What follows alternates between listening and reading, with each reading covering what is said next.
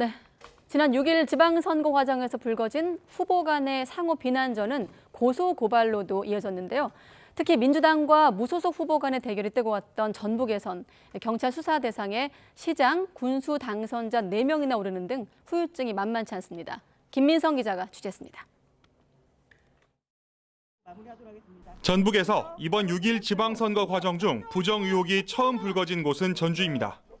경선 여론조사 결과를 뒤집어주겠다며 특정 후보에게 당선 후 인사권을 요구하는 선거 브로커들의 욕성이 공개된 겁니다. 처음에는 완곡하게 그리고 나중에는 단호하게 그들의 요구를 거절했습니다. 그동안 말로만 들어왔지 실제로 이렇게 브로커들이 선거를 좌지우지할 것이라고는 예상하지 못했습니다. 경찰은 이런 요구를 한 3명 중 전직 시민단체 활동가 등 2명을 구속했습니다. 또 여론조사기관 5곳을 압수수색하고 문제의 녹취록에 등장한 건설사 등도 수사하고 있습니다. 현직 군수 낙마와 민주당 공천 재심 등으로 선거 판세가 엎치락뒤치락했던 장수.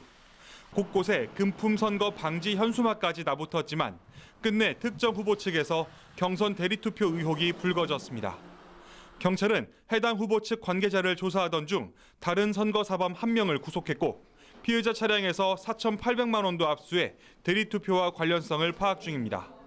장수군에 사는 한 60대 남성은 유권자에게 20만 원을 전달한 혐의로 조사를 받다가 유서를 남기고 세상을 떠났습니다. 경찰은 이 남성의 최초 진술과 선거와 관련이 없다는 유서 내용이 다르다고 보고 수사를 이어가고 있습니다.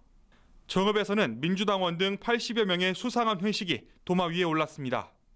경찰은 당원과 일반 유권자에게 회식에 참석하라는 문자를 보낸 민주당 정읍시당 관계자 1명을 입건했습니다. 경찰은 또 당시 회식에 당원이 아닌 유권자도 있었다는 사실을 확인했고 음식값이 제대로 계산되지 않은 정황도 잡았습니다. 이처럼 전북에서 수사선상에 오른 지방선거 당선자는 시장, 군수 4명 등 모두 12명으로 앞으로 더 늘어날 수도 있습니다. 지역민의 대표를 자처하며 나선 이들이 이렇게 법 위반 의혹의 중심에 서면서 풀뿌리 민주주의의 씁쓸한 단면이 이번에도 되풀이되고 있습니다. YTN 김민성입니다.